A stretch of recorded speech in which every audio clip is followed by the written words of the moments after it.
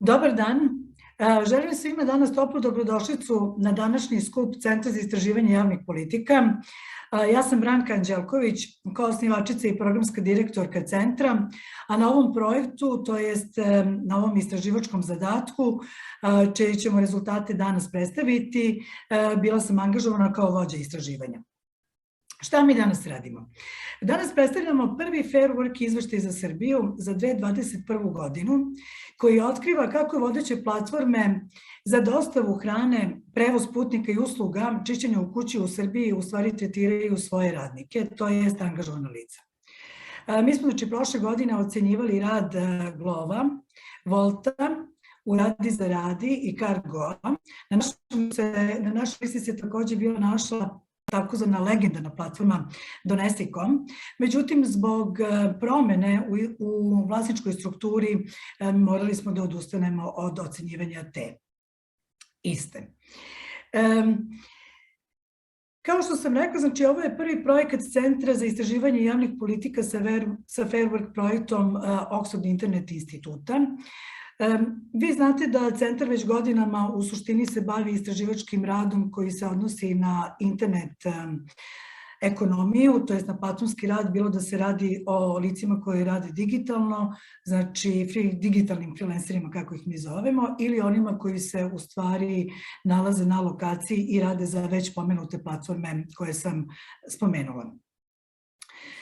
Ovaj prvi projekat za nas je značajan zato što smo u stvari ove godine, to jest prošle, ocenjivali kako u stvari ove platforme tretiraju lica koja su angažovana kod njih i za njih rade i u stvari sprovode usluge. Šta je, ajte sad prema što krenemo dalje, znači samo bih kratko rekla nešto o Fair Work projektu. Znači to je udružena akcija istraživača iz 26 zemalja koji su se u stvari organizovali tako što je Oxford Internet institut pokrenuo ovu inicijativu. Inicijativa u ovom trenutku znači je aktivna na 5 kontinenta i svakim danom nam se pridružuje kolege iz drugih zemalja. Danas ćemo u stvari nalaze naših istraživačkih rezultata predstaviti u narednom periodu. Znači, naš istraživački tim čine Tanja Jakobi, izvršna direktorka centra i viša istraživačica u centru, Maja Kovač, isto viša istraživačica u centru, i Slobodan Golušin, doktorski kandidat i istraživač. Ja shvatam da nas stvarno ne bi trebalo posebno još da predstavljam, tako da ću u stvari samo reći da je na ovom uzbudljivom putovanju nas takođe pratio i podržavao tim sa Oxford Internet instituta. Ovim putem bih htela da se zahvalim Fundi Ustek Spildi, koja je sa nama bila od samog početka do samog kraja, znači može čak i danas prisutna na ovoj našoj prezentaciji kao, kako da kažem, tihi posmatrač. I svakako bih želela da se zahvalim Marku Grahemu koji je u stvari inicirao ovaj projekat i koji je direktor Fair Work projekta i ujedno profesor na Oxford Internet institutu, to jest na Oxfordskom fakultetu. Pored nas, koji ćemo vam predstaviti rezultate istraživanja, će takođe naši panelisti i dragi gosti biti Bojan Urdarević, profesor Pravnog fakulteta Univerziteta u Kragujevcu, Marko Miletić, glavni i odgovorni urednik portala Mašina, i Čedanka Andrić, predsjednica Ujedinjenih granskih sindikata Nezavisnost. I sada, znači, ja bih samo rekla, pre nego što u stvari krenemo dalje, šta smo mi to ocenjivali. I ako može sada samo prezentacija, bit će mi lakše da pročitam.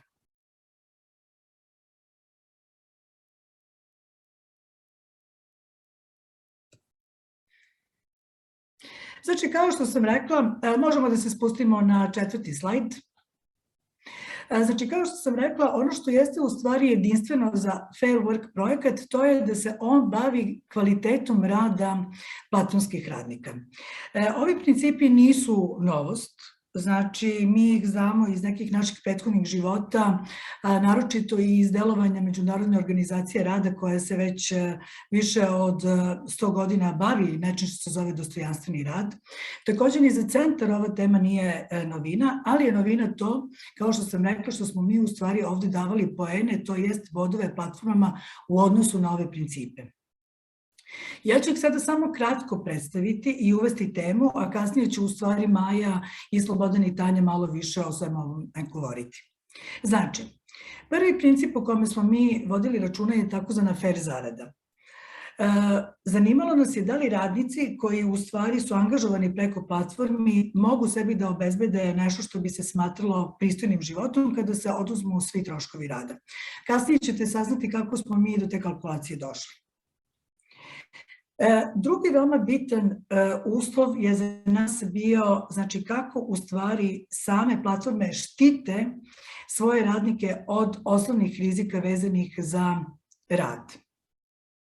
Vi znate da svaka vrsta dostave ili znači kretanja u saobraćaju ili rada od kuće, to jest rada u kući, rada čišćenja u kući, može da vrlo lako se završi sa nesrećom i nas je onda zanimalo koliko u stvari platforme, to jest poslodavci, imaju osjećaja za zaštitu ovih radnika kada je ova tema u pitanju. Treća i centralna tema o kojoj ćemo se u stvari, kojoj ćemo se vratiti i kojim se specijalno bavimo je u stvari pitanje ugovora. Kako je ovaj rad pravno regulisan u Srbiji, šta može bolje, kakve su prakse u nekim drugim zemljama i šta u stvari mi trenutno imamo kao rešenje koje, ajde da kažemo, reguliše rad ovih radnika. Velika tema kada je platformska ekonomija u pitanju jeste pitanje fair uprave. Znači, s kim radnici komuniciraju u toku svog radnog procesa. Znači, da li je s druge strane čovek ili je s druge strane mašina. Znači, nas je zanimalo da li naš radnik u bilo kom trenutku kada mu je potrebna podrška može u vrlo kratkom vremenu da dođe do nekog bića, znači nekog, ajde da kažemo, SOS telefona i čoveka koji će mu pomoći da u stvari razreši neko pitanje ili problem koji ima na terenu. I na kraju bavili smo se znači zastupanjem, da li u stvari ovi radnici uopšte mogu da iskažu na organizovan način svoju brigu za svoj status, bilo kroz kolektivno zagovaranje u samoj kompaniji ili na neki drugi način. Znači, drugim rečima, zanimalo nas je koliko to ima prostora za nešto što bi se zvalo sindikalno organizovanje.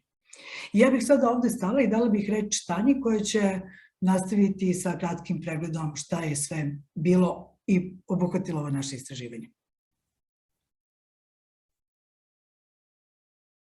Samo možda se ja mutujem. Hvala ti, Branka.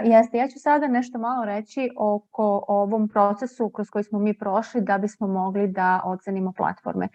Kao što možete da zamislite, to je prilično kompleksan proces i odgovoran proces iz prostog razloga što ocenjivanje jedne platforme može dovede do toga da ta platforma ima bolji ili lošiji ugovor na tržištu, ugled na tržištu ili da oni koji je koriste imaju ovakvo ili onakvo mišljenje o toj platformi. Tako da je to znači jedan vrlo kompleksan proces i mi smo u njemu, znači pre svega pošli od toga da mapiramo najveće i najuticajnije platforme. U Srbiji to u ovom trenutku nije previše teško iz prostog razloga što platformi nema suviše.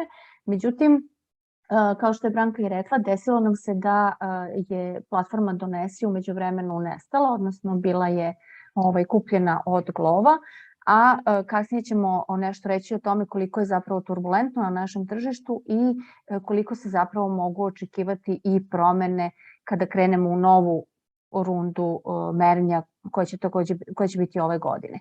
Znači, mi smo prvo mapirali ove platforme, a zatim smo napravili intervjue sa radnicima. Ti intervjui su vrlo detaljni i zapravo mi sa njima prolazimo sva ova pitanja o kojima je Branka već govorila. A potom smo imali intervjue i sa menadžerima.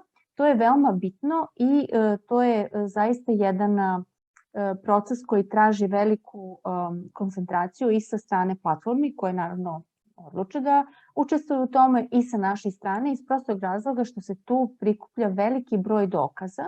Znači to nije u pitanju samo intervju, već se prikuplja veliki broj dokaza da platforma zaista poštuje određene principe. Tih principa, iako izgleda da ih je relativno malo i da su jednostavni, zapravo, kako da kažem, oni su sastavljeni od velikog broja uslova koje bi jedna platforma mogla, koje mora da ispuni i da dokumentuje da bi mogla zaista da dobije određeni poen. Kada se svi ovi nalozi skupe, onda se o finalnim poenima kolektivno odlučuje Fair Work Team, znači naš tim na osnovu svih tri forme dokaza, a zatim u završnoj fazi dobijene poene dodatno ocenjuju članovi srpskog tima, oksfordskog tima i dva ocenjivača iz drugih Fair Work timova. To je strahovito bitno, kao što ste čuli, ovo je proces koji se zapravo odvija u 26 zemalja sveta i jako je bitno da se ovi principi i način rejtingovanja zaista dobro razumeju, da se u svakoj zemlji na dobar način primene, imajući u vidu da su to zemlje koje se zapravo nalaze na 5 kontinenata sa veoma različitim radnim režimima, sa veoma različitim uslovima. To je dakle veoma jedan kompleksan proces i zbog toga je zaista i dobro što ovako veliki broj ljudi učestvuje u davanju ocena, odnosno poena platformama. Da li mogu sada da dobijem sledeći slajd?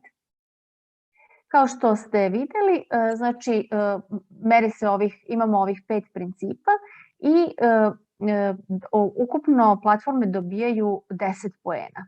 To znači da jedan osnovni poen se dobija za ključne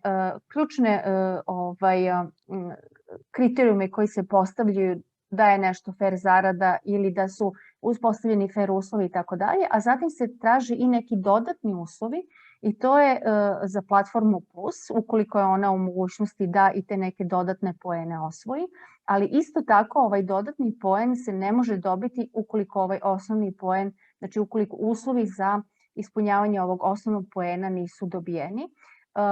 Ako vas zanima cela metodologija, ona se može naći na sajtu Fairworka i detaljno je objašnjena, uključujući sve kalkulacije. Može sledeći slajd. I sada smo došli, nadamo se, do najzanimljivijeg dela, to su zapravo naši nalazi.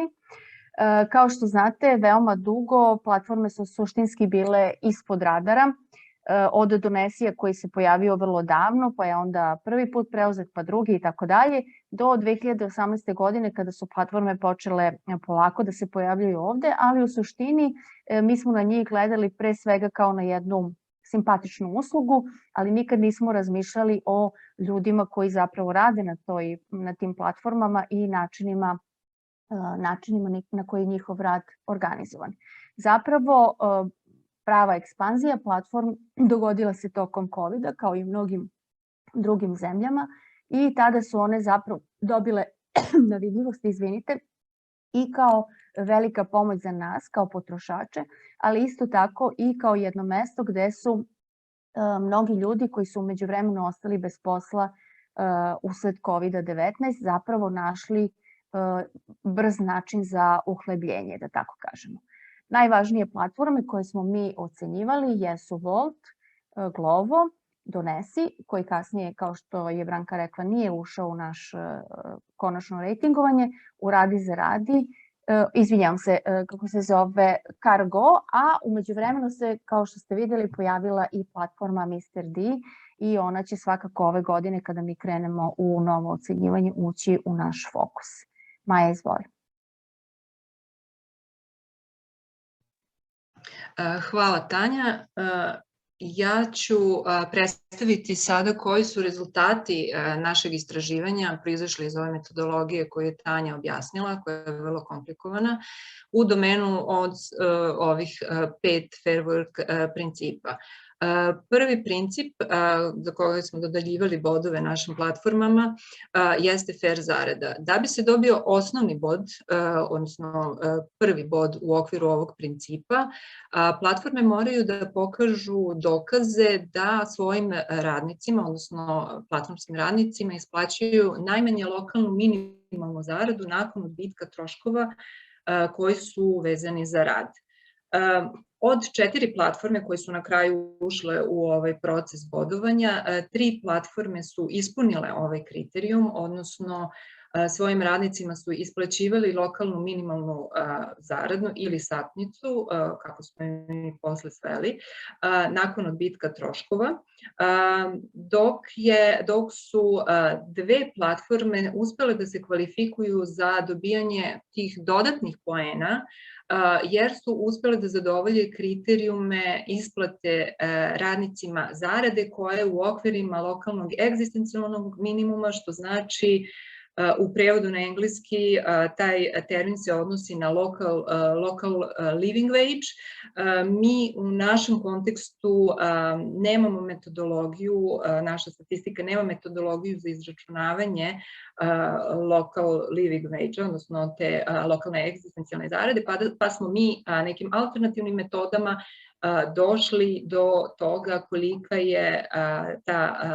koliki je lokalni egzistencijalni minimum i zapravo smo shvatili da su u Zaradi i Volt platforme koje obezbeđuju svojim radnicima ovaj nivo zarade. Inače, o tome ćemo malo kasnije razgovarati ponovo, ali zarada jeste jedan od osnovnih motiva zašto radnici kreću, odnosno ulaze u ovaj vid angažmana, odnosno u platformski rad. Sledeći slajd, molim. Drugi princip jesu fair uslovi. Branka je objasnila šta pod tim podrazumevamo. Znači, osnovni princip koji platforme treba da zadovolje u okviru ovog principa, odnosno osnovni kriterijum, jeste da su svesne rizika kojima su radnici izloženi na radu i da svesno utiču na smanjenje tih rizika različitim politikama i praksama koje primenjuju. Dakle, platformski radnici mogu biti suočeni sa velikim brojem rizika, sa različitim povredama, nesrećama, nasiljem, kriminalom, izloženost različitim štetnim hemikalijama i tako dalje. Dakle, platforme bi trebalo da obuhvate sve te rizike, da ih izanaliziraju i da zaštite svoje radnike u odnosu na te rizike. Osnovni poen koje platforme dobijaju jeste zapravo vezan za to, zaštitu radnika od specifičnih rizika. Drugi dodatni poen koje platforme mogu osvojiti u ovom domenu jeste da se platforme zapravo svojim politikama i praksama bave kreiranjem jedne sigurnosne mreže za radnika gde bi oni obezbedili radnike od gubitka zarade u slučaju oboljevanja, odsustva sa posla zbog različitih razloga i zapravo im obezbedili na taj način egzistenciju. Nalazi pokazuju da zapravo većina platformskih radi u jednim prekarnim uslovima, nesigurnim uslovima, dok 2 platforme su pokazale, što su Volt i Glovo, da rade na prevenciji rizika i da ispunjavaju kriterijume za dodelu osnovnog poena u ovom principu, u okviru ovog principa. Samo jedna platforma, to je Volt, je uspela da pokaže da ona zapravo radi na razvijanju i kreiranju te sigurnosne mreže, odnosno zaštite radnika u slučaju oboljenja od COVID-a. Znači, postoji osiguranje koje pokriva različite vrste povreda, oboljevanja, nadoknade troškova za lečenje i tako dalje. Tako da je u ovom domenu Volt jedina platforma koja je dobila dodatni poen. Sledeći slajd, molim. Fair ugovori, jedna od naših centralnih tema o kojoj ćemo kasnije takođe diskutovati, su se ispitivali iz, odnosno 2 ugla. Prvi, odnosno osnovni poen se mogao dobiti ukoliko su platforme bile u stanju da pruže dokaze da zaključuju jasne i transparentne, odnosno da ugovori posjeduju jasne i transparentne uslove, da su oni radnicima dostupni u svakom trenutku, da su radnici u stanju da razumeju odredbe ugovora koje potpisuju i zapravo Ovde je veoma važno pomenuti da Fair Work ugovore tretira malo širom definicijom. Pored ugovora klasičnih kako ih mi razumemo, ovde se ugovorima smatraju i uslovi korišćenja aplikacije, odnosno terms and conditions, na koje radnici pristaju samim aktiviranjem naloga, odnosno logovanjem na aplikaciju početkom svog angažovanja. Dakle, ugovori kako ih Fair Work definiše ili razume, mogu biti vrste dokumenta koje su potpisane ili lično ili elektronski i podrazumevaju, uključuju i terms and conditions.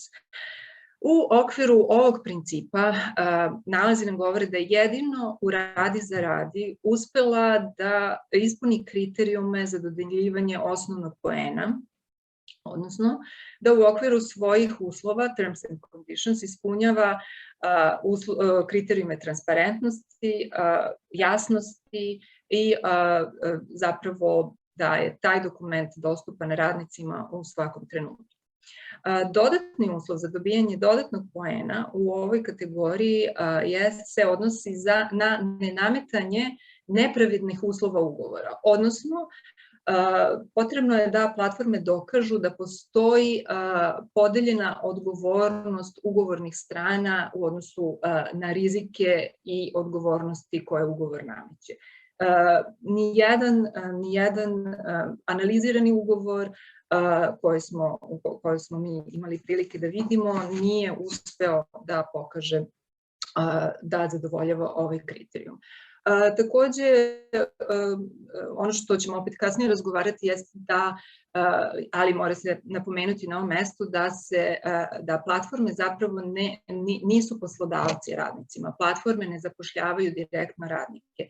Radno-pravni status je regulisan kroz institut samozaposlenosti, odnosno radnici mogu biti registrovani kao samozaposlenosti, odnosno imati svoju preduzetničku radnju ili mogu biti angažovani na platformi preko posredničke firme, posredničkog preduzeća koje direktno angažuje radnike, a ima ugovor sa platformom o angažovanju, posrednog angažovanju radnika. Dalje, sledeći slajd, molim. Naredni princip koji smo ispitivali jeste fair upravljanje. Fair upravljanje zapravo podrazumeva u osnovi dobru komunikaciju sa ljudskim predstavnikom od strane platforme sa kojim radnici mogu da komuniciraju različite potrebe, probleme i da zapravo postoji jedan mehanizam aktivne dvosmerne komunikacije, ali takođe da postoji mehanizam koji omogućava formalne žalbene procedure u slučaju da se primenjuju određene disciplinske mere prema radnicima. Radnici moraju imati mehanizam žalbe i način komunikacije, odnosno ulaganja žalbe na određenu meru platforme. Ukoliko je ovaj kriterijum ispunjen, ukoliko taj mehanizam postoji, platformama se dodeljuje osnovni poen. Zapravo, ovde su dve platforme uspele da ispune ovaj kriterijum, to su U Radi za radi i Volt. I dodatni kriterijum koji nije uspela da ispuni ni jedna platforma jeste taj da platforma mora da pokaže da zapravo promoviše jednakost, antidiskriminaciju i uopšte socijalnu inkluziju, da ne postoje prepreke u tom domenu koje bi sprečile radnika da budu angažovane na ovoj platformi. Nijedna ispitivana platforma nema politike koje definišu jednake uslove i politike antidiskriminacije i socijalne inkluzije. Međutim, ono što smo mi iz istraživanja saznali i u razgovoru sa radnicima jeste da zapravo diskriminacija nije zastupljena na platformama, niti među radnicima platformi i radnika, da je to zapravo pojava koja ne postoji, ali zapravo ne postoji, ali nije ni regulisana nikakvim politikama i praksama. Naredni slajd, molim. Sledeći i poslednji princip jeste fair zastupanje. Dakle, sloboda organizovanja i kolektivnog zastupanja i pregovaranja je jedna od osnovnih prava radnika. Samim tim, ovaj princip je ušao i u fair work principe. Osnovni princip jeste, koje platforme treba da zadovolje da bi se kvalifikovale za osnovni, odnosno za jedan poen, jeste da platforma osigurava slobodu organizovanja i kolektivnog izražavanja volje radnika, odnosno kolektivnog pregovaranja, a dodatni princip za dobijanje dodatnog poena podrazumeva davanje podrške od strane platforme za uspostavljanje kolektivnog radničkog organa, odnosno udruženja radnika koja će zastupati svoje interese. Što zbog radno-pravnog statusa radnika, što zbog našeg formalno-pravnog okvira, formiranje udruženja radnika i pristupanje platformskih radnika sindikatima u trenutnom kontekstu nije moguće, jer su radnici klasifikovani ili kao samozaposleni ili su zaposleni preko posredničkih firmi. Međutim, tako da kao rezultat svega toga, nijedna platforma nije osvojila poen ni osnovni, ni dodatni u ovom domenu. Naše istraživanje je pokazalo zapravo da su postojali neke neformalne inicijative organizovanja radnika. Na primer, Glovo je organizovao neku vrstu fokus grupa sa radnicima gde su se diskutovale različite potrebe, problemi radnika. Međutim, ovaj proces je kontrolisan od strane platformi. Ne može se posmatrati kao nezavisno organizovanje radnika, jer je platforma ta koja zapravo utiče na ishode ovakvog jednog procesa.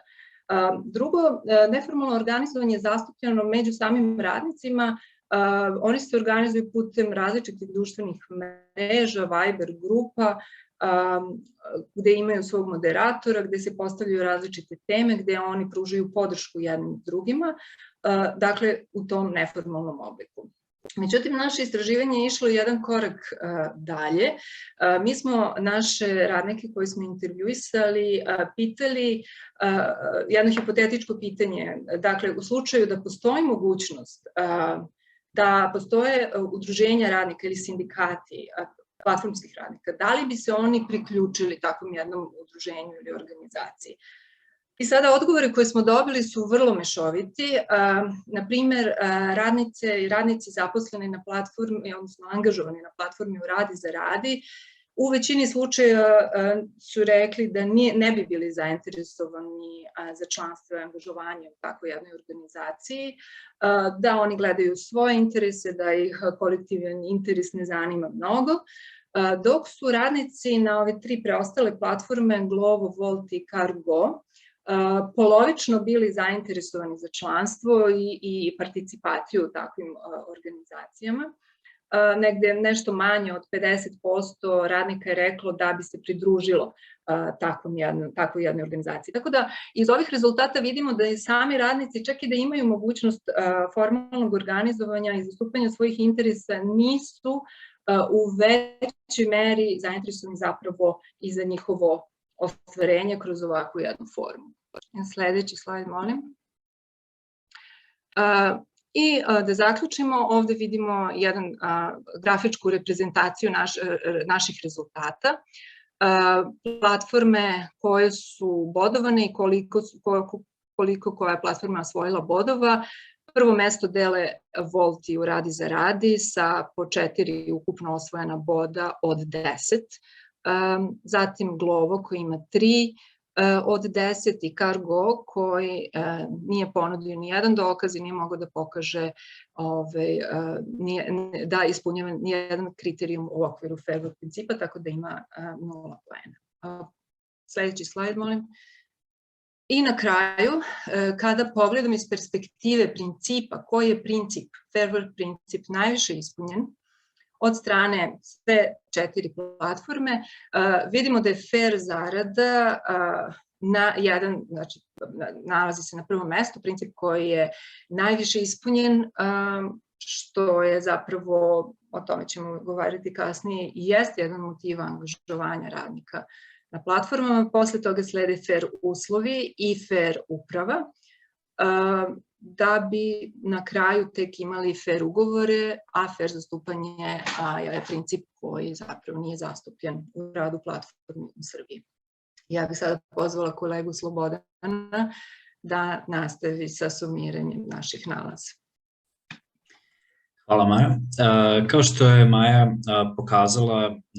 pokazala zapravo rangiranje naših platformi po univerzalnim fair kriterijumima. Međutim, naši nalazi takođe upućuju na neke šire trendove koji su specifični za kontekst platformskog rada u Srbiji i koji zavređuju našu pažnju. Ono što je po nama najvažnije za razumevanje ovih bodova koje smo predstavili, ali i generalno radnih prava radnika na platformu u Srbiji, je njihov pravni status. Dakle, iako postoji konsenzus u Fair Work mreži i u našem timu da govorimo o radnicima, ovi ljudi nisu formalno zaposleni od strane platformi, iako su na njima angažovani. Dakle, oni mogu da rade ili kao samozaposleni preduzetnici ili da rade preko posredničkih preduzeća. A neretko oni nemaju i nikakve ugovore zapravo. I sve ovo onemogućava mnoga prava koja bi po pravilu i po zakonima u Srbiji sledila iz radnog odnosa. Kao što je Maja već pomenula, veoma bitno za razumevanje srpskog konteksta je da za razliku od nalaza u razvijenijim evropskim državama, u istraživanju koje je Fair Work radio, zarade na platformama su često više od prosečnih zarada u Srbiji.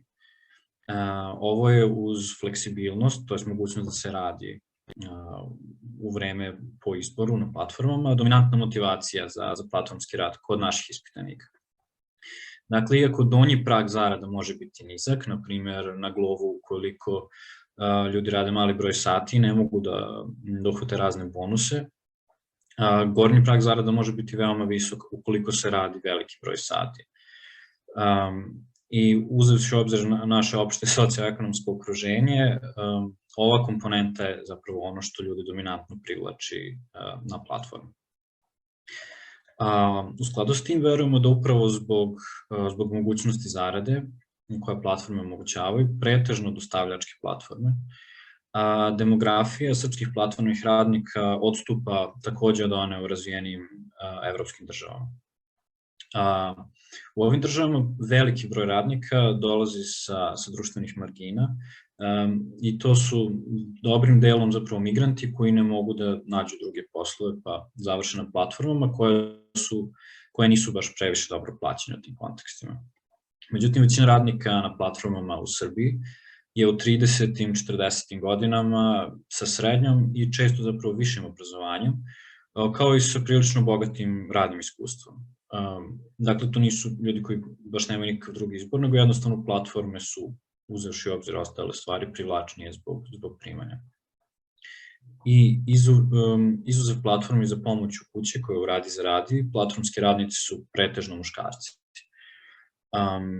I za većinu intervjuisanih radnika platformski rad jeste privremeno rešenje da se zaradi novac dok se ne nađe bolje opcije, kako u zemlji, tako i u inostranstvu, što je bitno pomenuti.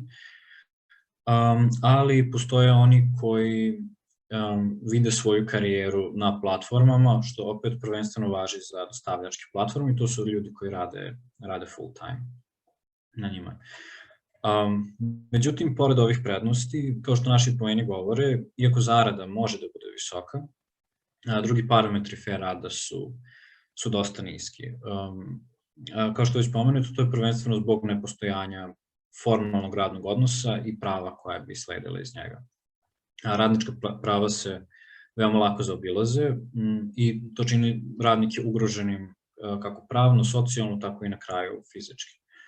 Dakle, socijalna zaštita je rezervisana isključivo za one koji su u radnom odnosu, a ono što nije dostupno onima koji su registrovani kao preduzetnici su stvari poput plaćenog godišnjeg odmora, porodiljskog, roditeljskog odsustva, naknade za nezaposlenost, kao i povrede na radu zapravo, iako su Glovo i Volt uveli osiguranje tokom prošle godine vezano za ove stvari.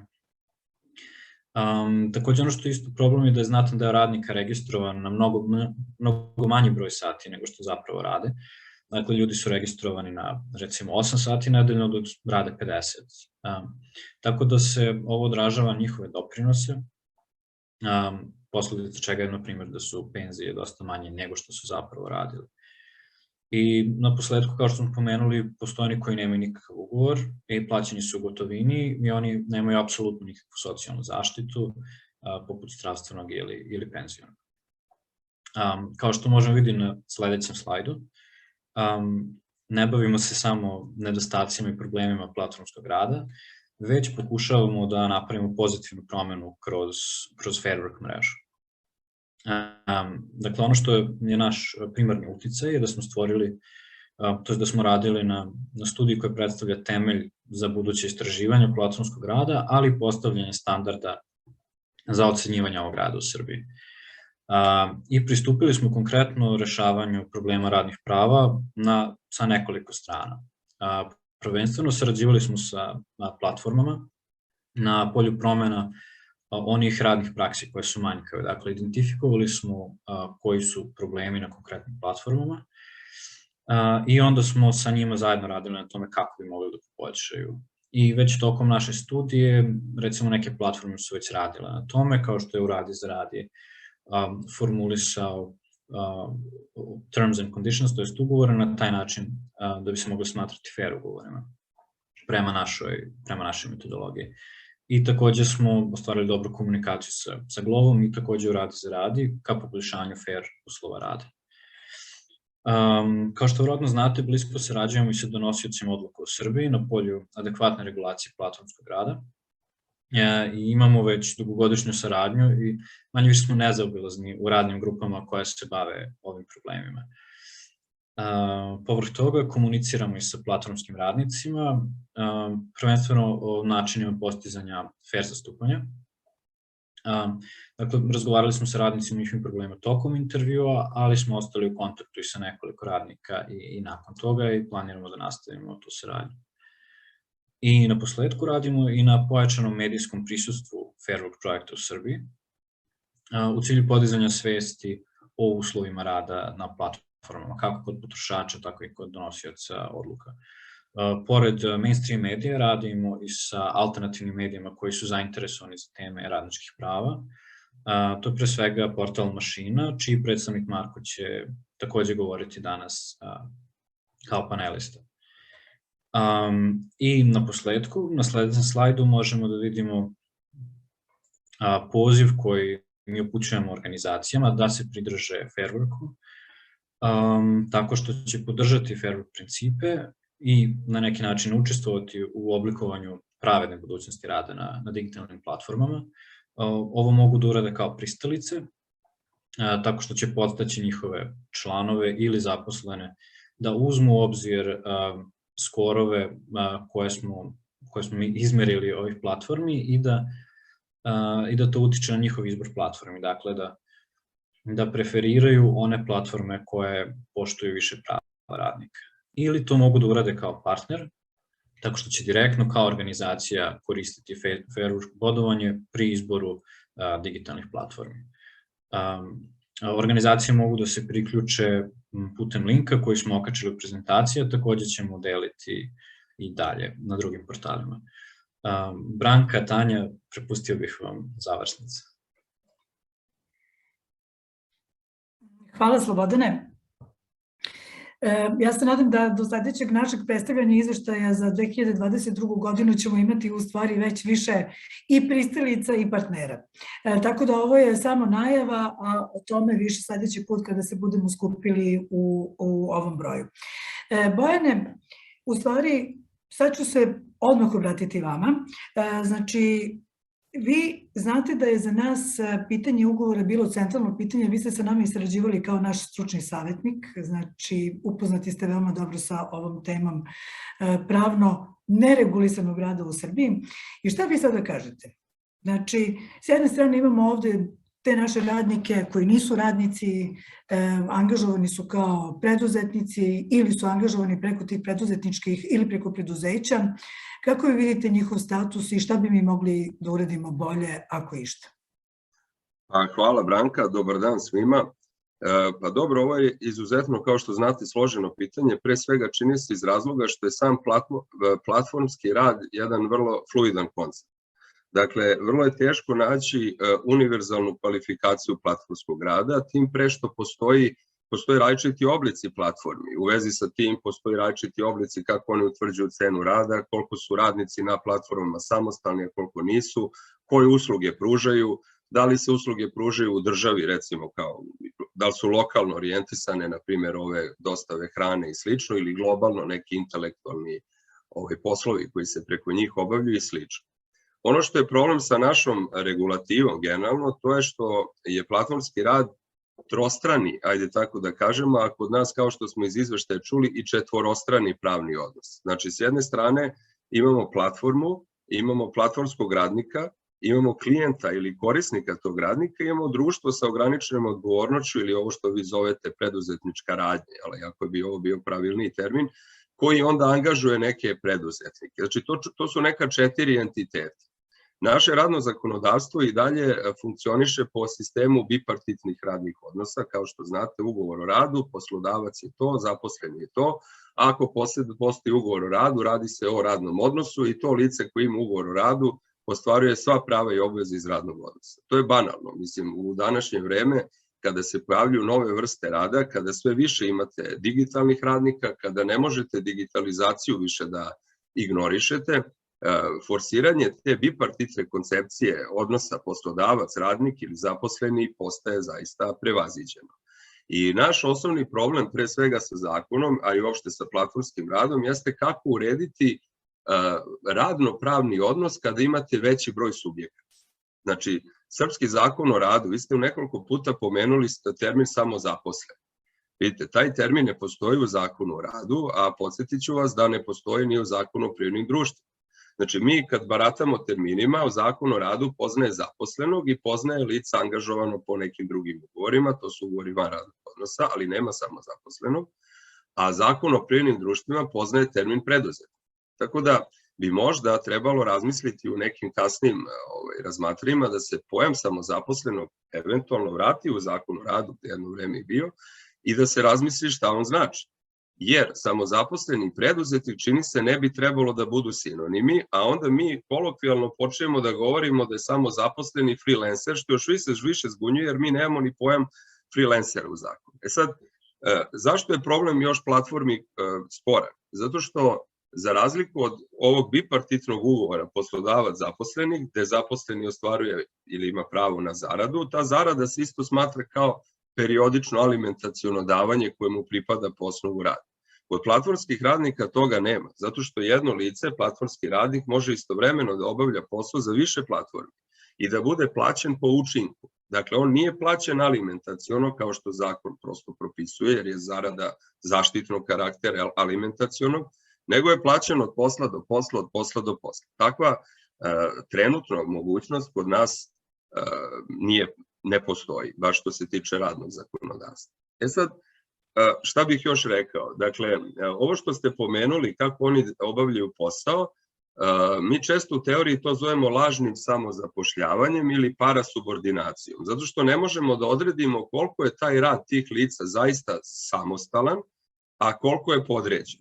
Pravilo koje postoji, i to dobro znate, u nauci radnog prava jeste da radno zakonodavstvo štiti samo podređen rad, znači onaj koji se obavlja za drugog. Onaj koji se ne obavlja za drugog smatra se samostalnim i kao takav ne uživa zaštitu. Međutim, ja bih ovde iskoristio priliku, pa eto, podstakao možda na razmišljanje, se često kaže preduzetnik, da se radi o prinudnom preduzetništvu. Zato što vi faktički terate nekog pojedinca da se registruje kao preduzetnik da bi uopšte mogao da radi. Drugim rečima, njegovo forsiranje da se registruje kao preduzetnik je potpuno suprotno pojmu preduzetništva. Jer vidite, preduzetnik je slobodna profesija. To znači da lica koje se bave preduzetništvom su slobodna, imaju neku viziju, imaju hrabrost da u ovim ludnim vremenima se otisnu u tu delatnost. Znate, to kao kad bi, evo, primjera radi Tanja Jakobi, počela se bavi proizvodnjom džema i kaže ja želim da budem preduzetnica, pravim džem i ja snosim rizik za svoj posao, imam viziju da će moj džem da bude najbolji na tržištu. Ali kad cene poskupe i pokaže se da to postaje neizvodljivo, u tom trenutku propada posao i naravno snosi rizik poslovanja. Kod platformskog rada nije tako. Vi morate da ste registrovani kao preduzetnik pod određenom šifrom da biste uopšte mogli da obavljate taj posao. Što znači da vas neko prinuđava, da ukoristim ako je to ispravan termin, mora da prinudi da to učinite. Dakle, vi niste ni pravi preduzetnik u pravom smislu te reči. Zato ova kategorija lica koje su hibridna, nalaze se negdje između zaposlenih i samozaposlenih ili preduzetnika, nije prepoznata našim radnim zakonodavstvom, a i kako bi, ponavljam, kada je Zakon o radu u toj integralnoj verziji donet 2005. godine, a prva platforma koja je počela sa radom, to ste lepo u izveštaju napisali, je 2006. počela. Ne kažem, bilo je prilika da se radno zakonodavstvo menja, ali sve više mi se čini da to je priča na nekom dugom štapu i da se sad sve više ide posebnim režimima regulisanja pojedinih kategorija radnika, pa tako nije ni čudo, ne bi bilo čudo da i platformski radnici dobiju neku svoju, ajde da kažemo, zakonsku oblanu. Ali u ovom trenutnoj situaciji, a to bih možda, ako se slažete, ostavio za drugi krug, kad budemo govorili o nekim predlozima, postoje dve varijante. Znači, jedna je da se oni uključe u Zakon o radu koji je već takav kakav jeste i koji potpuno ne prepoznaje i da se koncept samozaposlenih ponovo redefiniše Zakonom o radu, a drugi je da se napravi jedan poseban propis o kojem bi možda nešto kasnije više rekao po uzoru na Zakon o agencijskom zapošljavanju, gde postoje neke osnove zašto bi to tako moglo da izgleda i gde bi ta lica bila zaštićena ugovorom o radu. Jer ako očekujemo da platforma direktno sa radnikom zaključi ugovor o radu, meni se čini da to u našim uslovima privređivanja nije realno, jer bi to svakako poskupelo, pretpostavljam, cenu tog rada i učinilo ga manje atraktivnim, a i sam ne znam koliko bi i platformski radnici, dakle jedan deo bi, ali jedan deo sigurno ne bi bio za to zainteresovan, ponukan iskustvima freelancer zajednice i tako dalje, tako da je to sad pitanje koliko je opravdano. Ali da se zakonsko rešenje za njih mora naći, apsolutno mora i pružiti im sva ova druga prava kolektivna, na sindikalno udruživanje, na organizovanje. Ne postoji nijedan razlog zašto oni ta prava ne bi uživali.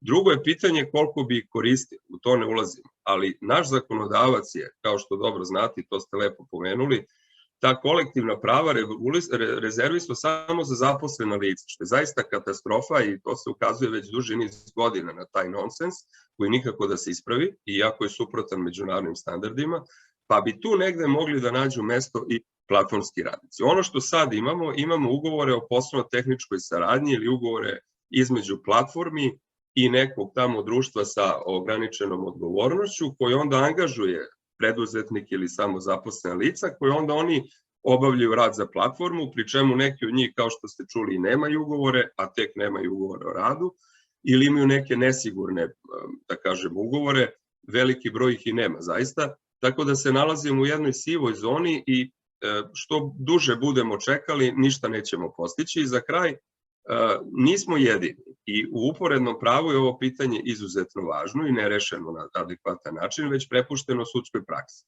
Sudska praksa tu tumara i imate različitih presuda, počev od italijanskih sudova, španskih i tako dalje, koji svaki na svoj način definiše šta je to digitalni rad, šta je to platformski rad, koja su prava tih radnika i od slučaja do slučaja ceni subordinaciju, odnosno njihovu podređenost ili platformi ili klijentu uopšte onoga što oni smatraju poslodavci.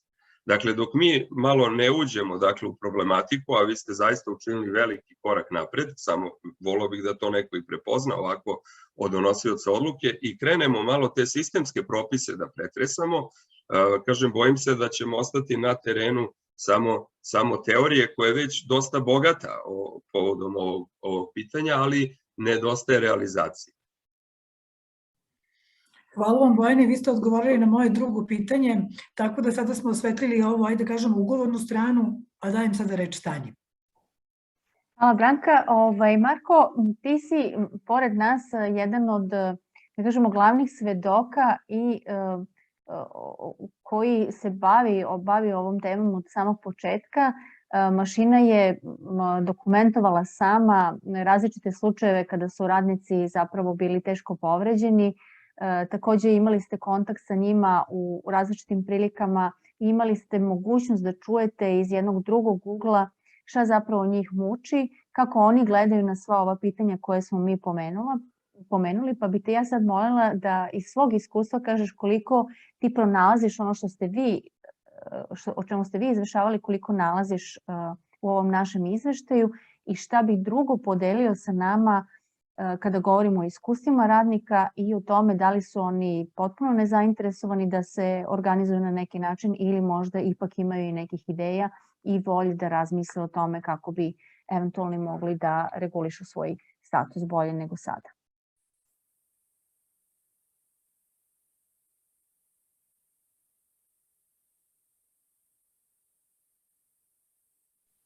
Marko, unmute se.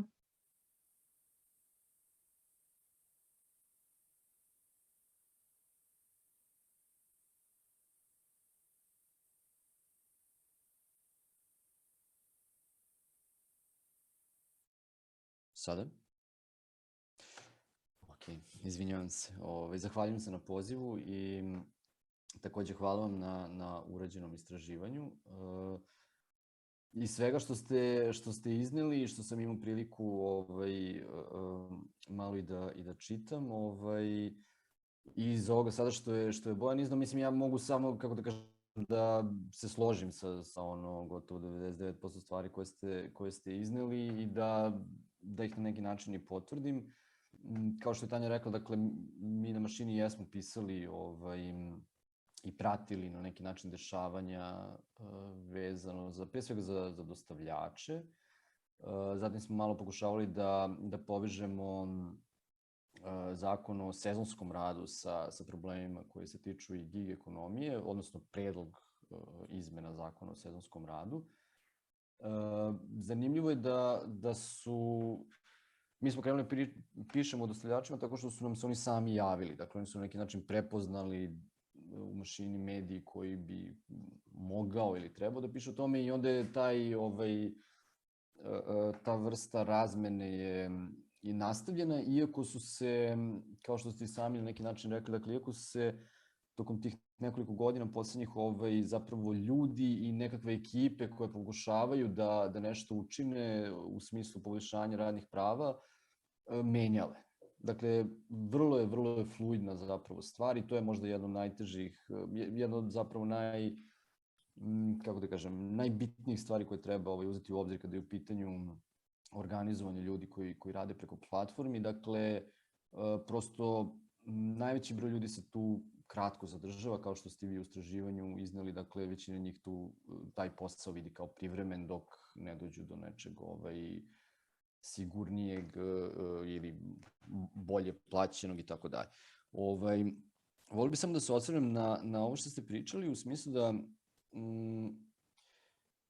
mislim, iako je Slobodan je to čini mi se iznosio, dakle, ovo vezano za zarade i on je iznosio čak malo i širi kontekst, ja mislim da je uvek jako bitno, dakle, zapravo naglašavati to što je širi kontekst, jer mogu, istina, dakle, mogu radnici na platformama da zarade i ono što je iznad nekakvog proseka, ali uvek treba naglašavati taj broj radnih sati. Mislim da je, dakle, nedavno smo imali Eurostatova istraživanje i nalaze po kojima radnici u Srbiji imaju najveći broj radnih sati u Evropi. Moram samo da naglasim da su iz ovog poslednjeg istraživanja ispali Turska i Crna Gora, koji su u prethodnim istraživanjima, dakle, imali zapravo veći broj radnih sati nego Srbija, ali svejedno, dakle, generalno radnici u Srbiji, dakle, rade više od onih standardnih 40 sati nedeljno i to je samo na onom glavnom poslu. Dakle, to ne uzima u obzir ovo da ljudi, uvek, mislim, veliki broj ljudi ima neke poslove sa strane koje rade privatno i mislim da ovi ljudi na platformama koji izrađuju te zarade iznad proseka da oni rade daleko više, mislim da je Slobodan čak i pomenuo cifru od 50 sati nedeljno, mislim da je to sasvim sigurno, jer nije moguće preko tih platformi zaraditi nešto što bi bilo iznad proseka, u smislu neto zarade, dakle da ostane čoveku neto zarada koja bi bila nekih 600 ili 700 evra, dakle ukoliko se ne radi mnogo više od tih 40 sati nedeljno. I u tom smislu, dakle, jako je važno taj širi kontekst koji mislim da trenutno najviše što se tiče rada, dakle, najviše određuje zapravo taj zakon o radu koji smo takođe ovde već pominjali i mislim da je u njemu ključ, dakle, i neka vrsta rešenja za sve ove probleme koje ste iznosili. Da li i na koji način moguće menjati zakon o radu, to ćemo, čini mi se, videti. Dakle, istina je da se ide na ovo usitnjavanje radnog zakonodavstva koje je Bojan pominjao i to je sada, čini mi se da će to biti opet nekako glavni posao za sindikate, pre svega da adekvatno nekako odgovore i predlože neka rešenja, ili će se dakle ući u neku izmenu zakona o radu ili će se nastaviti s ovim usitnjavanjem kao što je taj zakon o sezonskom radu koji je sad sklonjen sa stola, ali i dalje preti negde iz nekakve fioke. Mislim da je tu bitno, dakle, stalno podsjećati da ni aktualni zakon, a pitanje je da li bi i na koji način sledeći neki bio, dakle, nije usklađen sa međunarodnim direktivama Evropske unije, sa konvencijama Međunarodne organizacije rada i to je sada jako bitno. Ja mislim da ukoliko bi se neke od tih stvari unele u zakon o radu, da bi omogućavali ipak mnogo bolji položaj radnika i radnica u Srbiji. Podsjetio bi da je u decembru je Evropska komisija donela direktivu koja se bavi baš radom na platformama i koja će, ukoliko sada dalje bude usvojena u drugim telima Evropske unije, dakle, prisiliti kompanije, odnosno vlasnike aplikacija, platformi preko kojih ljudi rade, da na njima bude teret tog dokazivanja da li je neko njihov radnik ili nije radnik, a svakako će se smatrati da je neko njihov radnik ukoliko obavlja ono što je osnovna delatnost, kao što je, na primjer, dostavljanje hrane ili ne znam, tako neke stvari. Dakle, i posebno će se ići na ovo što je takođe deo vašeg istraživanja, dakle, prisiljavanje platformi da obezbede ovu vrstu, sad zaboravio sam kako se to tačno zove u istraživanju, ali ovog odnosa gde se radnik ne suočava konstantno sa samom aplikacijom, odnosno nekim algoritmom koji ga izbacuje, ubacuje ili mu presuđuje, nego da mora da ima kontakt sa onom živom osobom s kojom može da razgovara o problemima sa kojima se suočava na poslu. I u tom smislu, dakle, ukoliko Srbija bude pratila tu vrstu međunarodnih nekakvih normi, direktiva, rezolucije i tako dalje i implementirala ih, dakle, to bi već u dobroj meri poboljšalo položaj ljudi. Što se tiče samog organizovanja, što me Tanja direktno i pitala, podsjetio bi da je, dakle, u Hrvatskoj nedavno napravljen sindikat ljudi koji rade preko platformi. Oni su to uradili tako što su se udružili, a onda zapravo ušli u jednu od sindikalnih centrala. Dakle, oni imaju slične probleme što se tiče ugovora, na primjer, i tog odnosa sa poslodavcem, kao što postoji kod nas, ali postoje, dakle, načini i modeli kako da ljudi ipak pristupe sindikatu i na koji način sindikat ipak može nekako da vrši neku vrstu pritiska i čak i pregovaranja. Svi modeli po svetu, dakle, koji su korišćeni pokazuju da su često između, dakle, sindikata i samih radnika postoje recimo neke organizacije civilnog društva koje prave neku vrstu mosta kako bi se prevazišao taj problem sa ugovorima i prepoznavanjem zakonski, da li su to radnici ili zaposleni i tako dalje. Tako da mislim da tako neke stvari mogu da se i kod nas iskoriste. Sindikati jesu zainteresovani za uključivanje ljudi koji rade na ovaj način, ali je isto tako činjenica i da, nažalost, trenutno nemaju dovoljno, kako da kažem, recimo kapaciteta ili poznavanja ovog polja da bi se možda oni ozbiljnije i aktivnije u to uključili. A što se tiče samih radnika, dakle, sa kojima sam ja imao priliku često da razgovaram, dakle, o tom organizovanju, dakle, plašim se da kod nas, kako da kažem, još uvek nije, zbog ovoga što ima dosta ljudi koji su privremeno tu i svoj položaj vide kao privremeno. Plašim se da nije još uvek nekako došlo do stvaranja neke kritične mase koja se osjeća dovoljno pritisnutom da mora da krene u organizovanje. Dakle, tako da se organizovanje dešavalo, imalo neke sporadične uspehe, ali za vrlo, kao neke specifične stvari koje su onako ad hoc se dese, reše se na osnovu nekakvog pritiska, blagog pritiska javnosti ili ne znam, recimo, u tom smislu su radnicima mediji bili značajni i treba na taj način i da ih koriste. Dakle, stvaranja recimo loše slike o brendu ili takve stvari i onda same platforme povuku recimo neka rešenja ili naprave neku malu promenu, tako da onda ljudi budu privremeno zadovoljni i onda to organizovanje nekako ne dobije ne napravi se neki sledeći korak u smislu kao formiranja zaista nekog kolektivnog, trajnijeg nekog tela. Takođe bih rekao da ono što vidim kod nas kao problem, to jeste ovo o čemu je Bojan dobro pričao, dakle ovo shvatanje preduzetništva, odnosno preduzetnika ili, kako smo nazvali, lažno samozaposlenih ili lažnih preduzetnika, sad se nećem kako je Bojan tačno to nazvao. Plašim se da to stvara, dakle, kod određenog broja radnika na platformama stvara neku vrstu pogrešne slike. Dakle, i onda oni kada krenu u organizovanje, oni vide organizovanje na taj način da, kako da kažem, kao pokušaj pravljanja određenih udruženja koje će radnicima, njihovim kolegama ponuditi bolje uslove.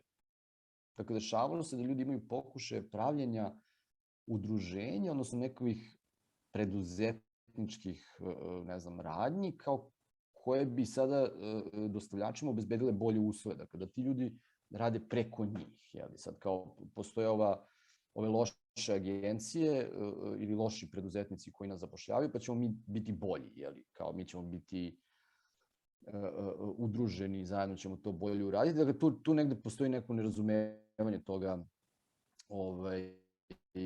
šta bi bilo radničko organizovanje u smislu da nekakvog kolektivnog napora i otpora prema poslodavcu. Dakle, mislim da to tržište još uvek, da ljudi vide sebe tu negde, neki se vide kao preduzetnici koji mogu na neki način da dobiju deo tog kolača sa tržišta. Pa onda nastaju problemi jer dakle, veliki broj, na primjer, dostavljača iznajmljuje, recimo, bicikle ili automobile od drugih svojih kolega dostavljača. Dakle, deo tih dostavljača pokušava zapravo da se ponašaju kao neki sitni preduzetnici koji će na taj način, što će biti bolje gazde, udružiti radnike. Tako da tu negde postoje problemi, ali to jeste i opet na neki način zahteva i neku vrstu intervenciju sindikata koji bi mogli u tom polju na neki način i da rade i edukaciju i naravno organizovanje ljudi i tako dalje. Hvala, Marko. Ja moram da vas zamolim sada, pošto je bilo već toliko puta spomenut sindikat, a Četanka je sa nama, znači kao predstavnica Granskog sindikata Nezavisnost. To je jedan od sindikata s kojima smo mi još davnih godina počeli da se bavimo ovom temom i nekako imam osjećaj da je ovo stvari bio dijalog između vas, Marka i Čedanke. I ostavit ću, neću ni da postavim pitanja, ostavit ću Čedanke da odgovori na sva pitanja koje je Marko postavio u stvari u ovom svom izlaganju. Čedanka? Hvala, nadam se da se čujemo dobro. Pa na neki način Marko je otvorio neke teme, možda nisu ni u formi pitanja nego komentara, teško je sve to zatvoriti, ali ajde krenut ću prvo sa samokritičnošću sindikata, ne samo u Srbiji nego i u cijelom svijetu, u smislu što se sindikat posljednji počeo baviti ovim temama, naročito u Evropi. Jedan od razloga je upravo to što je sindikat smatrao da ukoliko se bude bavio, odnosno organizovao radnike u ovim prekarnim oblicima, a to svakako rad preko platforma jeste, da će na neki način dati legitimitet nedostojanstvenom radu.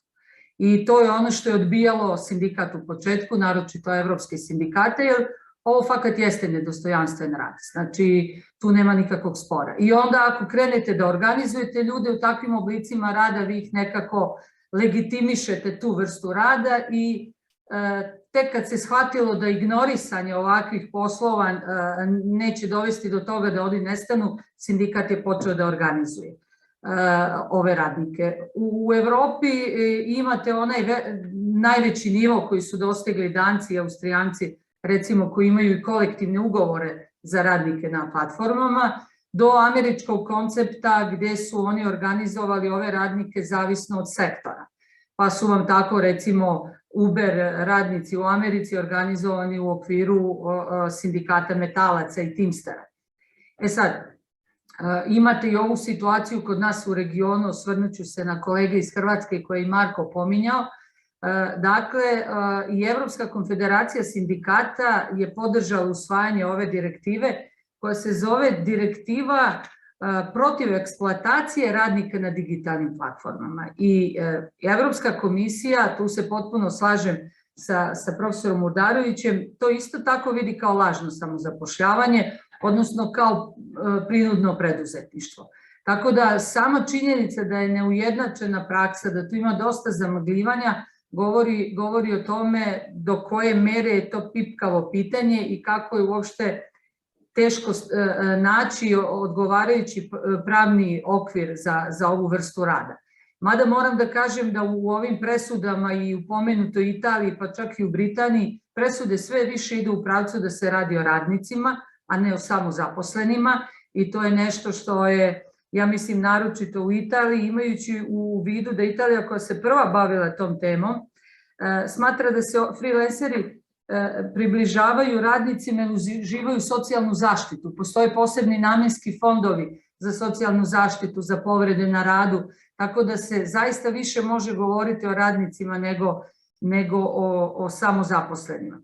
Sad kad je u pitanju Hrvatska koja nam je najbliže i mi smo u kontaktu sa kolegama iz Hrvatske i želimo da vidimo koji su oni to model našli i kako su organizovali, ovaj sindikat radnika zaposlenih na platformama u Hrvatskom se registrovao, to u Srbiji ne možete da uradite, nema šanse da registrujete taj sindikat, i on je pridruženi član Saveza samostalnih sindikata Hrvatske.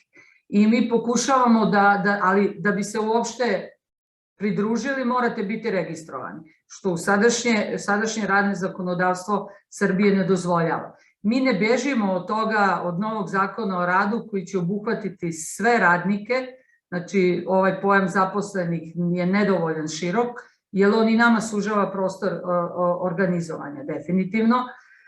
Međutim, interesantno je i samo ovaj sindikat radnika u Hrvatskoj je rekao i u njihovom, da tako kažem, manifestu, stoji da radnici na digitalnim platformama nisu partneri platformama, jer ove platforme same jednostrano odlučuju o njihovim zaradama, uslovima rada, cijenama usluga i ubiru praktično ekstra profit na svemu tome. Dakle, to nije partnerski odnos. Ne možete nekog nazvati preduzetnikom ako on ne formira cijenu svoje usluge. Dakle, njihov definitivno stav kad su u pitanju kolege u Hrvatskoj jeste da su radnici ti koji su preuzeli rizik poslovanja, sve troškove rada, a platforma bez troška kroz visoku proviziju kojim se uplaćuje ostvaruje ogroman profit. Dakle, to je ono definitivno kakva je pozicija i to je generalno pozicija sindikata, da se ide ka tome da su ovo radnici, a da nisu ni samo zaposleni ni preduzetnici. Tako da s te strane definitivno naš zakonodavni okvir mora da se promeni.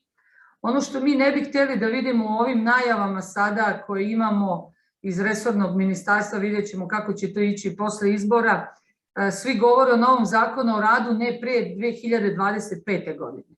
Mi ne bežimo od toga i htjeli bi da se te promjene dese ranije upravo zbog ovih nedorečenosti i ne bi htjeli da se jedan po jedan institut zasebno tretira posebnim zakonima, jer to uvek onda dovede do toga da ćete zakon o radu imati zaista samo za jednu malu grupu ljudi koja će u startu biti na neki način obespravljena.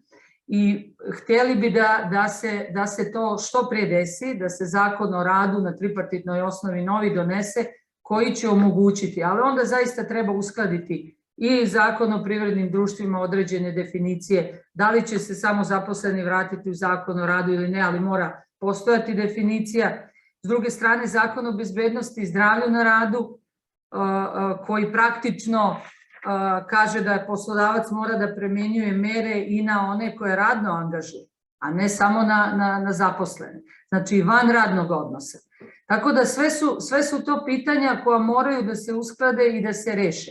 Ja bi jedan vaš nalaz iskomentarisala kod ovih ocenjivanja koji se odnosi na ove fair ugovore, pošto mislim da je Slobodan rekao da su najmanje spremni negde na sindikalno organizovanje radnici koji rade na platformi Radi za radi, ako se ne varam, za razliku od ovih drugih, i to se možda može povezati sa ovim nalazom da je samo ova platforma mogla da pruži dokaze o postojanju jasnih i transparentnih uslova ugovora koji su radnicima dostupni u svakom trenutku. Znači oni ipak imaju nekakav uvid u to šta su ugovorili, kakva su njihova prava i obaveze, dok za razliku od ovih drugih, tako nešto uopšte ne postoji. I onda kad vi pokušate i da zaštitite, vi da bi zaštitili sada i člana sindikata koji je zaposlen na neodređeno, ako se krši neko od njegovih prava, prvo što će vam vaša pravna služba reći je donesite mi ugovor o radu, donesite mi kolektivni ugovor. Znači vi ako nemate neki papir, vi sa tim ne možete izaći ni pred sud. Tako da ja u ovoj fazi, odnosno zaštititi nekog, u ovoj fazi našu ulogu vidim pre svega u boljoj komunikaciji koju moramo da ostvarimo sa ovim ljudima. Drugo, da učinimo njihove probleme vidljivima i da se svi zajedno uključimo kada se bude radio novi zakon o radu, da se nađu najbolja rešenja. U međuvremenu mi ćemo zaista nastojati da vidimo u postojećem okviru, ali to je jako teško formalizovati njihov status i osnovati sindikat. Kažem, sa kolegama iz Hrvatske ćemo da vidimo barem neku međufazu koju možemo da uradimo. I još jedna, ako imam minut, činjenica koju bih htjela da iskomentarišem, Slobodan je rekao da je najveći broj ovih ljudi između 30 i 40 godina. Mi to još uvijek tretiramo kao mlade ljude. To po međunarodnim standardima više nisu mladi ljudi koliko god mladi se osjećali. 40. su godine kad vi već počnete da znate, imajući u vidu zdravlje građana Srbije i stepen dostupnosti zdravstvene zaštite, to su već neke godine kad vi dobijate prve dijagnoze, počinjete sa prvim terapijama i prosto je, mislim da što se ta starosna granica bude pomerala i kako se sve više ljudi u srednjim godinama uključuju u ovu vrstu poslova, socijalna zaštita, doprinosi je nešto što će se ipak početi nametati kao tema. To je za mlade ljude još uvek daleka tema, ali se bojim da kod nas starosna struktura lica koja su angažovana nije tako mlada kako mi mislimo i mislim da je profesionalna oboljenja i bezbednost na tim poslovima u smislu zdravlja na radu nešto što će se sve više nametati i gde će odgovor morati tražiti kroz organizovanje, a ne samo kroz odnos 1 na 1. Hvala vam, Četanka, puno. Mi smo sada ovde prošli smo jedan krug naših diskusija, pa ja mislim da je ovo pravi trenutak da pozovemo i ljude koji su sa nama da nam zapravo u chatu postave pitanja na koje ćemo mi onda prenoti našim panelistima. Ja bih sada Bojana pitala, ako mi dođemo do toga, što je vrlo verovatno da ćemo mi slaviti 20 godina nemenjanja zakona o radu 2025. a platforme svakako neće umeđu vremenu nestati, šta eventualno mi možemo da učinimo, a da bude prihvatljivo, razmišljajući upravo o onome što je Čedanka rekla, da samo kidanje, da tako kažemo, zakona o radu, znači rešavanje ovih pitanja na druge načine takođe nije najbolja opcija. Ali šta su moguće opcije u ovakvim uslovima koje mi očekujemo?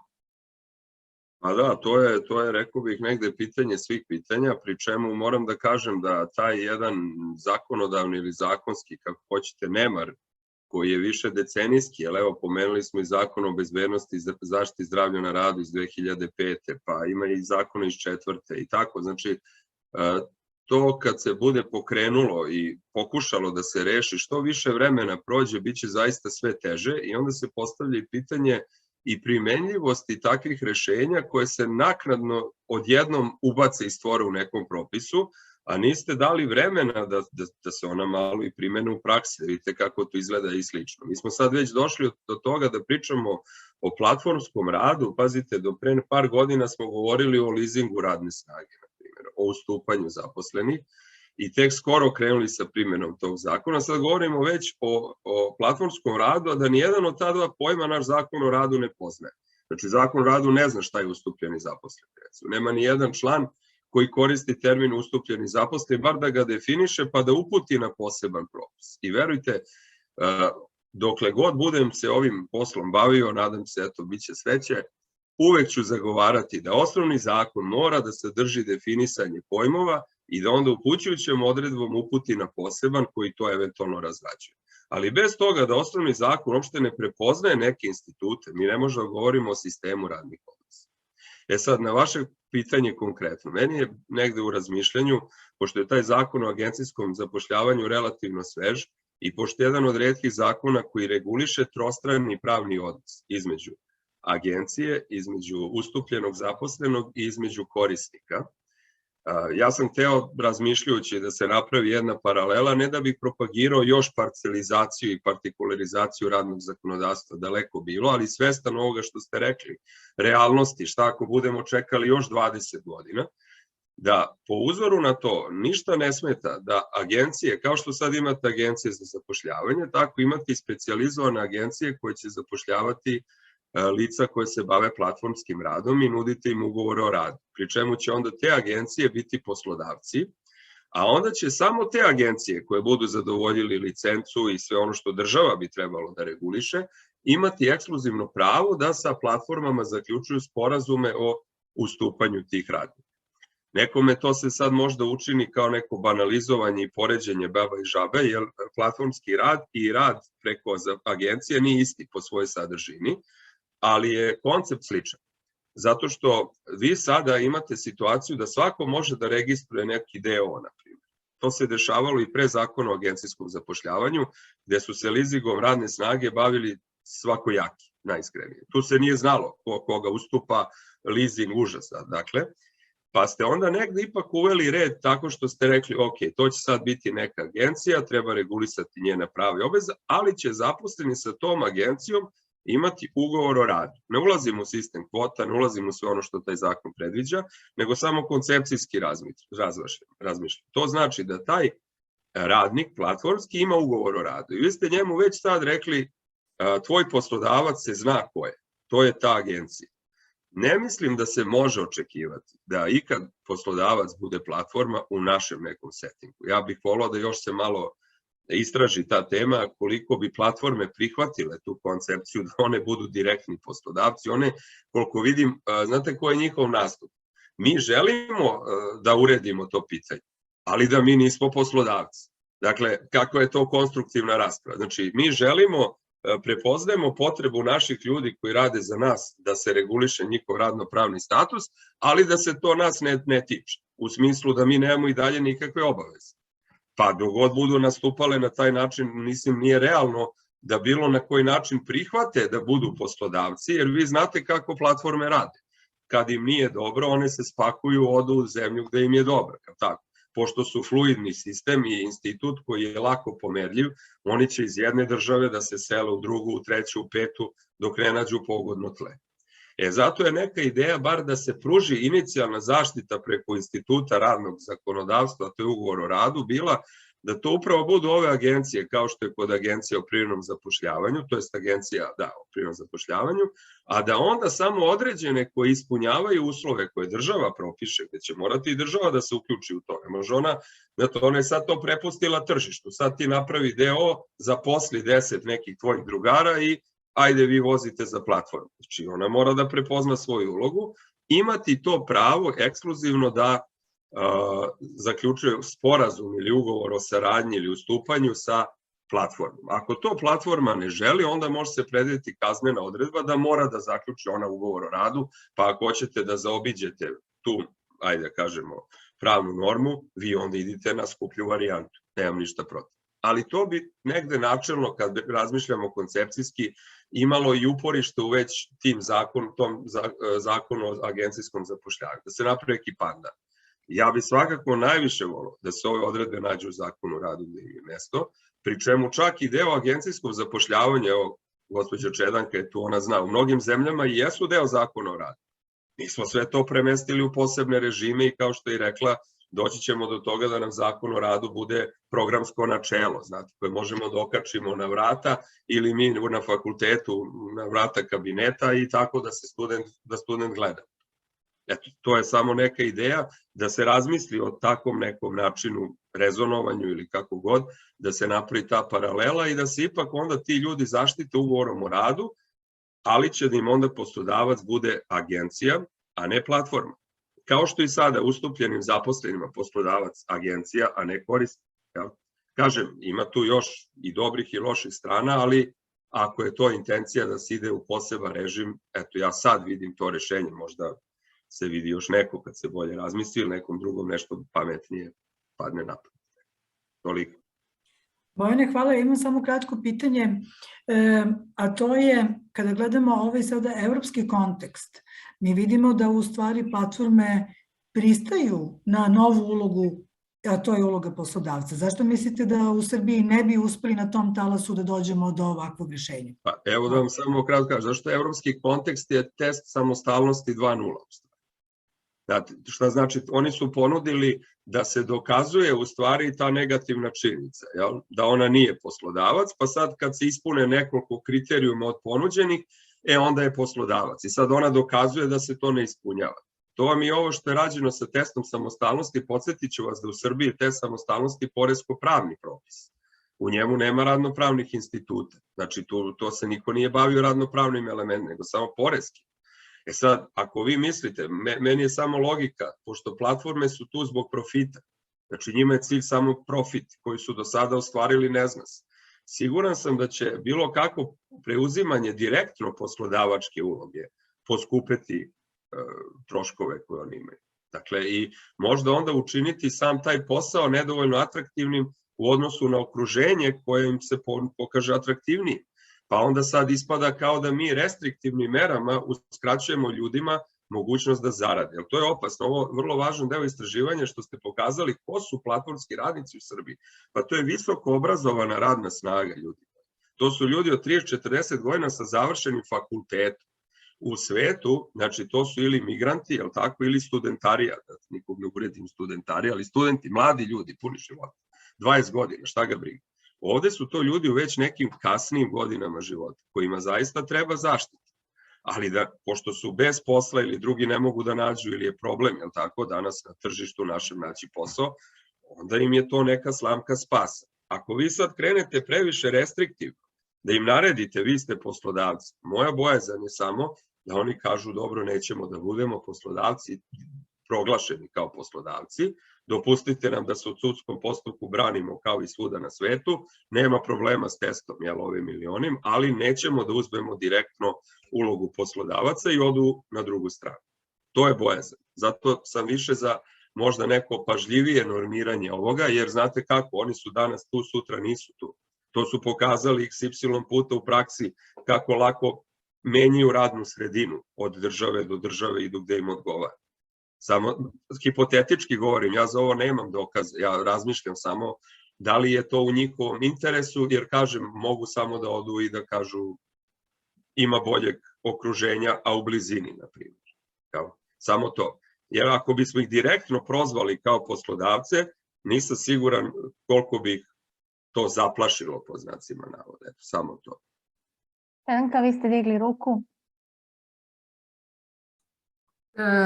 Hvala, pa ja bih htjela da se složim, mislim da je ovaj oprez profesora Udarovića opravdan i ovo agencijsko rešenje, ne ulazeći naravno u detalje, nego ovako reagujući, da tako kažem, na prvu loptu, sa jedne strane bi sindikatu mnogo olakšalo organizovanje ovih ljudi, jer vi onda imate poznatog poslodavca i možete sklapati sa njim i kolektivni ugovor i kolektivno zastupati radnike.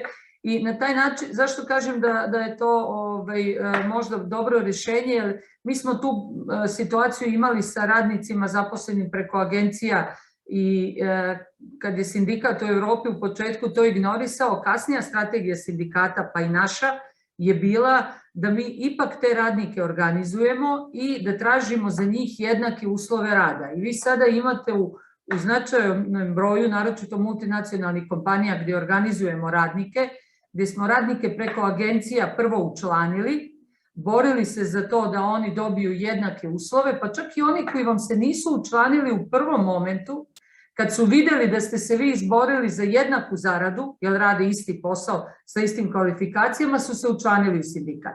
Tako mi sad imamo primere kompanija gdje smo uspjeli 90% radnika zaposlenih preko agencije da prebacimo na rad na neodređeno i da imaju iste zarade. Tako da to je nešto što vama omogućuje, najgore za sindikat je kad ne zna ko je poslodavac osobi koju vi hoćete da zaštitite. Jer praktično ne znate onda ni na koji način ćete da zaštitite, s kim pregovarate. Tako da to jeste, da li je to konačno rešenje, ne kažem da jeste, ali može biti zaista neko prelazno u slučaju, pogotovo ako mi budemo prilično čekali na novi zakon o radu. Inače, apsolutno se slažem, u zakonu o radu moraju da budu definisani svi pojmovi da bi se tačno znalo i mora da bude, ne može da nam se desi da Zakon o bezbednosti i zdravlja na radu definiše povredu na radu na jedan način, a Zakon o penzijsko-invalidskom na drugom ili bilo koji sličan primer i da se oslonimo na to kako će sudovi presuđivati. Hvala Čedanka, ja bih sada samo kratko dala reč i Marku, koji se također javio za diskusiju. Izvoli Marko. Hvala. Hteo sam ja samo da se nadovežem na ovu diskusiju vezano za to da li su platforme poslodavci, da li treba da budu ili ne treba. Dakle, ja imam nešto suprotno mišljenje, mislim slažem se potpuno sa tim da su platforme, odnosno te kompanije ovde pre svega zbog profita. I bojazan da će one otići je, mislim, kako da kažem, čini mi se da je u slučaju ovih platformi, dakle, neosnovan. U smislu, oni mogu da odu, naravno, ali dostava hrane je postojala i pre Volta i pre Glova, postojeće i posle njih, Cargo je nastao ovde, tehnologije su vrlo dostupne, imamo ljude koji prosto znaju da naprave aplikacije i da povežu korisnika i dostavljača i, ne znam, poslodavca po meni. I, dakle, ukoliko Volt, Glovo ili kogod odu, nastaće, ne znam, Mr. D ili će nastati ponovo Mr. D donesi nešto. Dakle, ne vidim problem u tom smislu i problem jeste u onom delu toga kako radnici uopšte pristupaju tome i kako to vide. Naravno, ljudi u savremenom prosto svetu, postoji veliki broj ljudi koji voli da ima fleksibilno radno vreme i da može da se uključuje i isključuje kada njemu to odgovore iz raznih razloga. To treba uzimati u obzir apsolutno u smislu pravljenja tih ugovora, definisanja toga kakve su buduće nekakve pravne norme. Pričali ste, mislim, dosta o tim ugovorima i tu mogu sve da se složim, dakle, ali mislim da treba pre svega uzimati u obzir ono što su potrebe radnika. Dakle, iako danas kada, uradimo jedno ili drugo istraživanje, možda nećemo dobiti najjasnije, kako da kažem, najjasniju sliku toga ili najbolje razumevanje od strane radnika toga kao da li su potrebni ugovori o radu ili nisu. Mislim da kao je potrebno potpuno prilagođavanje i pravnog sistema i potrebna je edukacija i tako dalje, ali čini mi se da kada pominjemo ove stvari kao što su fair zarada, kao što su, zaštita na radu i tako dalje, mislim, apsolutno je potrebno, čini mi se, da platforme preuzmu ulogu poslodavca i da preuzmu tu vrstu odgovornosti. U svakom drugom slučaju, kada postoji posrednik, platforme koje ostvaruju najveće profite će moći da se izvlače, a dokaz da čak i sa ovako fleksibilnim uslovima i izuzetno prekarnim uslovima u kojima su radnici, dakle, oni traže još više, to je da, na primer, koliko ja znam, Glovo dovozi, uvozi ili kako se to kaže, strane radnike, ima oko 100, čini mi se, radnika iz Uzbekistana, koji po mojim saznanjima čak uopšte nemaju ovo što se odnosi na ovu fair zaradu i tako dalje, zato što sa njima postoji ugovori o nekoj fiksnoj zaradi, čime se tim ljudima zapravo onemogućava da možda sa većim brojem radnih sati i tako dalje zapravo ostvare ovu iznad prosečnu zaradu i tako dalje. Dakle, tako da platforme već idu ispod ovog minimuma i one neće to prestati ukoliko ih se nekako ne spreči.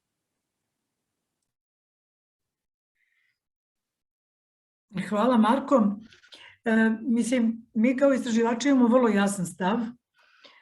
Mislim da smo ga jasno izneli u našem izveštaju i gledajući unapred mi bi svakako voleli i želeli i na tome ćemo raditi da platforme u suštini priznaju svoju ulogu poslodavca i mislimo da je to u ovom režimu u Srbiji ipak moguće. Sada, kojom brzinom, to je drugo pitanje. U svakom slučaju, hvala vam na ovim razmišljanjima. Znači, za nas je ovo vrlo bitna tema, zato što je ovo u stvari početak tog našeg putovanja ka realizaciji boljih prava radnika koji rade preko platformi u Srbiji. Nadamo se da ćemo nastaviti zajedno da radimo kao što smo radili i do sada na rešavanju nekih od ovih tema. I jednostavno, nadam se da ćemo se videti vrlo uskoro u novoj rundi ocenjivanja platformi u Srbiji i da ćemo možda do sledećeg panela, kada se ponovo svi sretnemo, imati možda čak i neku promenu koja je opipljiva i vidljiva i koja u stvari donosi bolji tretman i znači bolji tretman u stvari za sama prava radnika u Srbiji.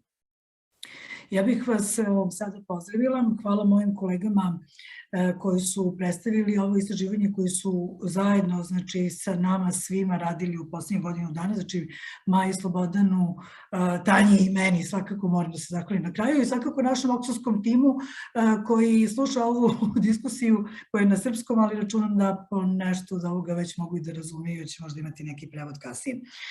Hvala panelistima i do skorog viđenja. Hvala, pozdrav. Hvala.